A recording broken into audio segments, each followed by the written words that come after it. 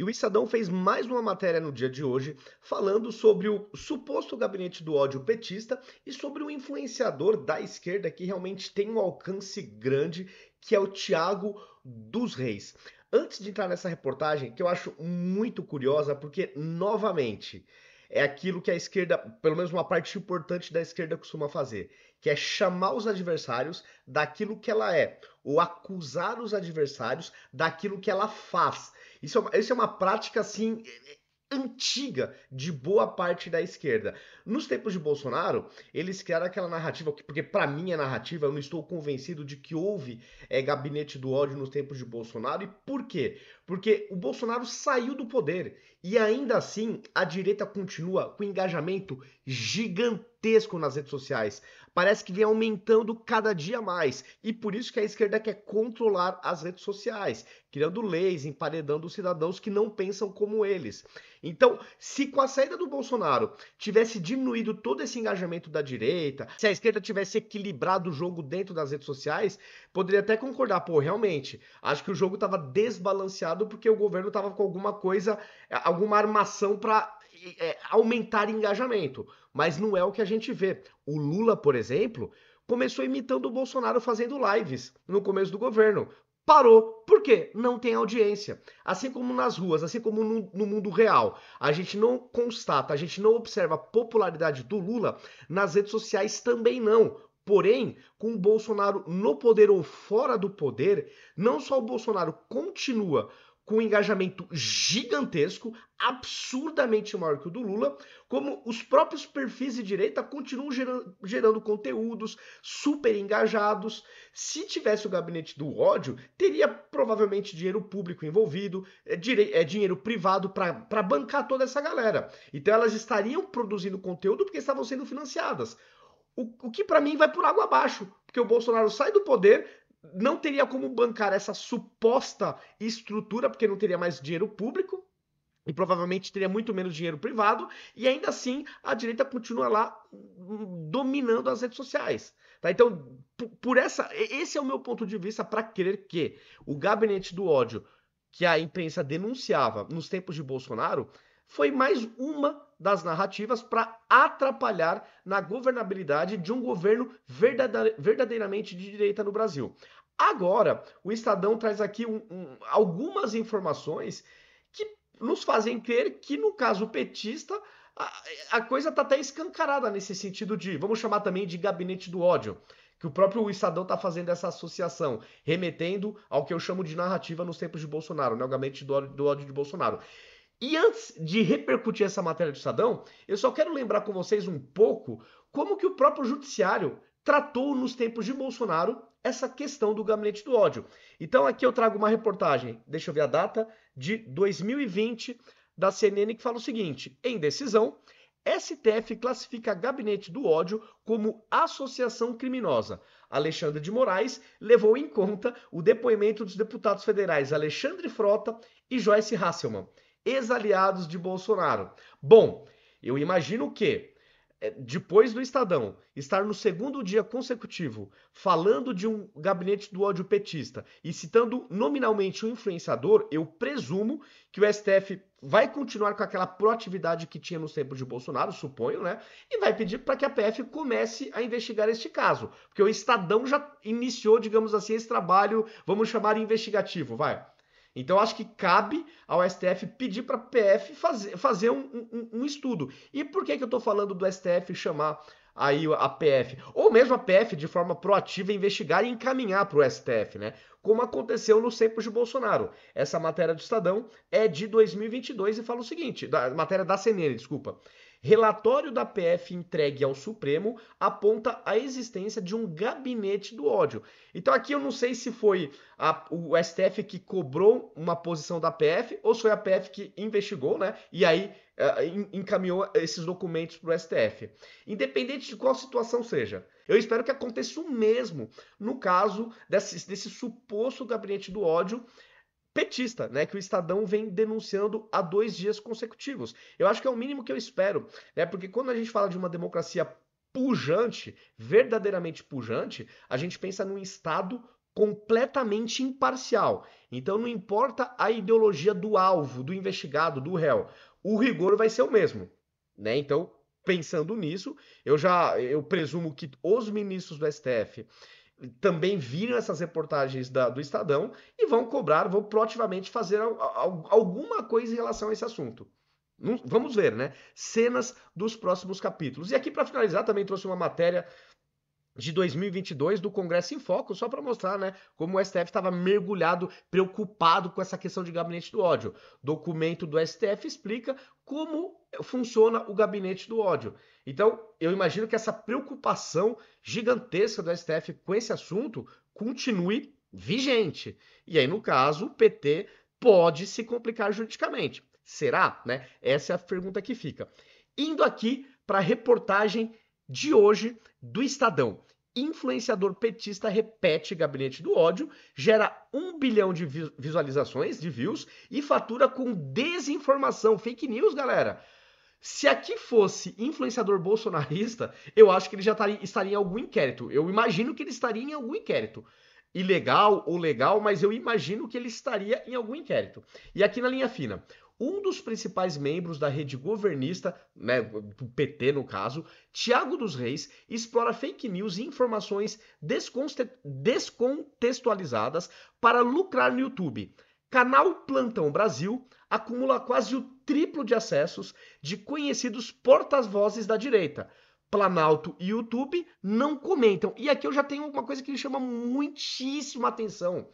As plataformas, muitas delas, nem precisavam do judiciário para desmonetizar proativamente perfis de direita. No caso aqui, o Estadão fala que esse Thiago dos Reis está lucrando no YouTube com desinformação e com informações descontextualizadas. O YouTube não desmonetizou ainda esse cidadão. Se fosse o bolsonarista, eu acho que ele já estaria desmonetizado e talvez até com o canal suspenso. Tenho essa impressão. Um peso, duas medidas das plataformas. E agora da questão do judiciário. Será que agora o STF vai pedir para derrubar, por exemplo, o perfil do Thiago dos Reis? Eu acho que não deve acontecer essa derrubada de perfis. Porque assim como eu considero inconstitucional nos casos de perfis de direita, se o STF derrubasse o perfil desse cidadão também, na minha visão de leigo, tá, seria inconstitucional. Mas já que estão fazendo com inúmeros perfis de direita, será que vão fazer com esse influenciador de esquerda, o Thiago dos Reis? Aí, no caso, o judiciário, as plataformas aparentemente estão monetizando tranquilamente pessoas com viés de esquerda que propagam desinformação conforme diz o Estadão. E o judiciário aparentemente também não está fazendo nada com esses grandes perfis. E aí? Um peso, duas medidas tanto das plataformas como do judiciário? Espero que não, né? Vamos ler aqui alguns trechos dessa matéria do Estadão. Deixa eu dar um zoom aqui para ficar maior. O influenciador Thiago dos Reis se tornou um dos maiores produtores de conteúdo político do país, replicando, em favor do governo Lula, a receita de sucesso do gabinete do ódio da gestão de Jair Bolsonaro. De novo, com Bolsonaro no poder ou fora do poder, a direita é absurdamente engajada nas redes sociais. O que a esquerda não consegue entender é que, de forma orgânica, assim como eu, vários cidadãos publicam opiniões, comentam matérias, gravam vídeos, maneira gratuita, questão de cidadania. A gente lê as reportagens, fica com uma indignação, gera conteúdo, sem ter contrapartida, sem dinheiro público, sem nenhum financiamento, engajamento orgânico. Acho que a esquerda tem dificuldade de entender isso. E por isso que na minha leitura criou essa narrativa, do meu ponto de vista, de gabinete do ódio dos tempos de Bolsonaro. Voltando, os vídeos que publica misturam desinformação e agressividade contra adversários políticos, método que rende audiência e dinheiro, além de responder a 15 processos na justiça. Filiado ao PT, o youtuber de 36 anos pauta as bolhas digitais e acumula sozinho mais de 1 bilhão de visualizações no YouTube desde 2017. E segue monetizado, né? Porque a reportagem diz que ele tá ganhando dinheiro no YouTube, com desinformação. Complicado, né, galera? Procurado, Thiago dos Reis negou receber informações de dentro do Palácio do Planalto e alegou que seu canal defende a democracia, ao contrário do gabinete do ódio. Claro, para todo esquerdista, Democracia é o que eles acreditam. Alguns até falam que Venezuela tem democracia até demais. O Lula já falou isso uma vez. Mais ou menos, não sei se foi exatamente com essas palavras, mas disse que lá na democracia tinha sim, na Venezuela tinha sim democracia. Então, qual democracia? Que estilo de democracia que a esquerda defende? Aquela democracia relativa? O Lula também falou, né? Quando questionado sobre a democracia na Venezuela. Não, mas democracia é relativa. Então, qual democracia que a esquerda defende? Uma democracia padrão Estados Unidos? Ou uma democracia relativa padrão, de repente, Cuba, Venezuela, China, Rússia? Qual que é o estilo de democracia que eles defendem? Eu acho que isso precisa estar bem definido. É a democracia que garante liberdade de expressão para ambos? Que até aquelas pessoas que vocês não, que a esquerda não concorda, tenha o direito de falar? Isso está encapsulado nessa democracia que a esquerda diz defender? São perguntas que eu faço, porque eu tenho dificuldade em entender. Eu, por exemplo, discordo de quase tudo que um comunista fala, mas nunca passa na minha cabeça que ele tem que ser desmonetizado ou banido das redes sociais. Não passa na minha cabeça, porque se é democracia, eu tenho que aceitar que pessoas que falam coisas que eu não concordem possam falar. Será que boa parte da esquerda tem também essa mentalidade democrática? Que isso sim eu entendo como democracia, entre outras coisas, como democracia. Será que eles pensam igual? Perguntas que ficam no ar. Também afirmou que jamais recebeu dinheiro do governo. Nessa segunda-feira, o Estadão mostrou que o Palácio do Planalto despacha com o gabinete da ousadia, que seria o equivalente, entre aspas, do gabinete do ódio que a imprensa fala que tinha no tempo de Bolsonaro, do PT para pautar redes e influenciadores governistas. Integrantes da SECOM, do PT Nacional e das lideranças da sigla no Congresso fazem reunião de pauta todas as manhãs com réplica petista do gabinete do ódio para definir temas a serem explorados. O secretário de comunicação do PT, deputado Gilmar Tato, admite que aciona influenciadores quando tem necessidade. Ah, se fosse bolsonarista falando isso, hein? Com 1,5 milhão de inscritos no seu canal principal, Thiago dos Reis é uma das principais vozes em defesa do governo Lula nas redes sociais e tem a família Bolsonaro como um dos alvos preferenciais. Até aí tudo bem, democracia, né? Você tem a posição e a oposição. Apesar de frequentemente divulgar informações falsas ou descontextualizadas, o influenciador é recomendado por petistas que o classificam como relevante na luta democrática. Para defender a democracia, precisa mentir, trazer informações descontextualizadas, como diz aqui o Estadão, estou me baseando no Estadão. Precisa desse tipo de subterfúgio para defender democracia? É uma pergunta que eu faço. Os vídeos do canal do influenciador costumam distorcer fatos desse influenciador petista, Thiago dos Reis, inventar situações depreciativas sobre adversários, usar montagens, títulos falsos ou descontextualizados, o uso de linguagem agressiva e sensacionalista contra aqueles que se opõem ao governo Lula também é outra característica dos materiais produzidos por eles. Olha aqui alguns exemplos, galera. Entre os conteúdos populares do canal desse influenciador esquerdista, a títulos como, no canal Plantão Brasil, a títulos como, foto de Michele Bolsonaro beijando outro homem causa alvoroço. Mentira, obviamente. Acabou pra ele. Anunciada a morte de Bolsonaro. Outra mentira. Michele abandona Bolsonaro. Quase saíram no tapa ontem. Não se teve confirmação em nada disso. Então, para mim, uma mentira. Revelada a ligação de Bolsonaro com o caso Marielle e provas aparecem. Mentira. Os fatos já mostraram que é mentiroso isso aí. Não foi o Bolsonaro. Revelada a ligação de Bolsonaro com o Comando Vermelho. E Eduardo Bolsonaro ameaça de morte Alexandre de Moraes. Então são verdades, né? Verdades como essas. E será que nesse caso desse canal Plantão Brasil, esse conteúdo também é monetizado? O YouTube não desmonetizou nem sequer esses vídeos? Será? É uma pergunta que fica no ar, né? É muito estranho. Então aqui, galera, eu não vou ler toda a reportagem. Aqui até fala também que ele também propagou como fake a facada que o Bolsonaro sofreu. Só para vocês verem o nível desse influenciador que o Estadão está criticando. Está mostrando aí que usa como métodos mentira, desinformação e descontextualização de informações. Então, reforço as perguntas do começo do vídeo. A PF já começou a investigar? Vai entregar relatórios para o STF? Os ministros do STF devem ter visto, né, essas duas reportagens do Estadão de ontem e de hoje. A de ontem foi essa aqui, ó. Planalto despacha com o gabinete da ousadia do PT para pautar redes influenciadores governistas. Integrantes da SECOM, do PT Nacional e das lideranças da sigla no Congresso fazem reunião de pauta todas as manhãs com réplica petista do gabinete do ódio para definir temas a serem explorados. Secretário de Comunicação do PT admite que aciona influenciadores quando tem necessidade e governo não comenta. Então isso aqui foi de ontem. Tá, então já está no segundo dia de reportagens do Estadão denunciando esse suposto gabinete do ódio petista. O que o STF vai fazer? Eu me lembro de ver um STF bem proativo nos tempos de Bolsonaro. Essa proatividade vai continuar quando assuntos, informações como estas surgirem contra o governo petista? Então, são perguntas que eu faço. São perguntas que estão no ar. E para fechar, reforçando, acuse-os do que você faz.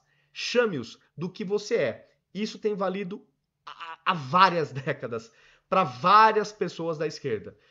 Que tem chiliques quando adversários políticos fazem alguma coisa, ou às vezes nem fazem, eles inventam dizendo que o adversário faz tal coisa, e aí depois, pouco tempo, né, o tempo vai passando, nada como o tempo, e aí aqueles que davam chiliques são pegos fazendo a mesmíssima coisa. Me baseando aqui nessa reportagem do Estadão. Hipocrisia, né, galera? Hipocrisia. Infelizmente é isto. Vamos ver como o Estado brasileiro vai se comportar. Vai ter o mesmo rigor em relação àquilo que foi nos tempos de Bolsonaro, aquelas acusações de gabinete do ódio? Vai ter o mesmo rigor? Se tiver, maravilhoso. Se vai ter inquéritos ilegais? Porque eu via juristas nos tempos de Bolsonaro falando que alguns inquéritos eram ilegais, inconstitucionais por parte do STF. Se for verdade isto, também ocorrerá com os petistas? São perguntas que realmente eu me faço o tempo todo. Mas nada como o tempo para escancarar as verdades e as mentiras. Pessoal, é isto. Comentem o que vocês estão achando aí dessas denúncias, né, do Estadão em relação ao gabinete do ódio petista. Vocês estão surpresos? Não estão surpresos? E do meu ponto de vista, dentro do previsto, porque já desde os outros mandatos do PT já se falava, né, dos blogs sujos que eram comprados, né? Na época não tinha as redes sociais como tem hoje, mas existia, já se denunciava compras, de consciência de blogueiros petistas desde dos outros mandatos, né? Então, para mim, simplesmente é uma evolução do modelo. É uma evolução do modelo, né? Baseado no que a imprensa falava do passado e vendo o que o Estadão fala agora, para mim é simplesmente uma evolução. O mundo digital mudou, as redes sociais cresceram, então aperfeiçoou-se aí, digamos assim, o modelo petista para se aproveitar das redes sociais. A desvantagem da esquerda é que como eles são minorias, como a esquerda é menor no Brasil do que a direita, na minha opinião, então é claro que eles têm menos engajamento. E por isso que quando eles veem perfis de direita bombando, eles apontam o dedo na cara, gabinete do ódio e os piores impropérios, mas é porque a direita tem um engajamento orgânico que é imbatível. Nas redes e nas ruas. Quando o Bolsonaro convoca a manifestação, a gente vê a quantidade de pessoas que ele coloca nas ruas. Quando ele faz uma live, o Bolsonaro, a gente vê quantas pessoas assistem. Quando o Lula faz uma live, a gente também vê quantas poucas pessoas assistem. Com relação a manifestações nas ruas, o Lula não convoca. Por quê? Na minha visão, ele sabe que a impopularidade que a gente vê nas redes sociais também seria constatável nas ruas. E por isso que o Lula não é maluco de fazer uma manifestação ele convocando. Porque a chance dele passar uma vergonha seria gigantesca. E eu tenho a impressão que ele sabe disso. Pessoal, é isso. Se gostaram do vídeo, compartilhem. Deixem um like para aumentar o engajamento e para que o meu conteúdo continue sendo exibido na sua timeline. Compartilhem também nos seus grupos de WhatsApp, porque a gente também sai da bolha. É importante a gente pegar aquelas pessoas que talvez não votem mais no PT. Então é importante a gente pegar todos os públicos. É isso, pessoal. Até o próximo vídeo.